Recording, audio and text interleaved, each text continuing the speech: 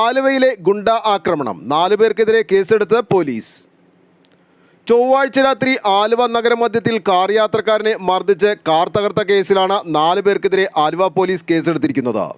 എടത്തല സ്വദേശി യൂസഫിനെയാണ് അതിക്രൂരമായി മർദ്ദിച്ചത്. ഏലൂക്കര സ്വദേശികളായ 4 പേർക്കെതിരെയാണ് കേസെടുത്തിരിക്കുന്നത്. ഇവരിൽ ശിവൻ, ഷമീർ എന്നിവരെ കസ്റ്റഡിയിൽ ചോദ്യം ചെയ്തു വരുന്നു. ബാറിൽ വെച്ചുണ്ടായ വാക്കുതർക്കമാണ് അക്രമത്തിൽ കലാശിച്ചത്.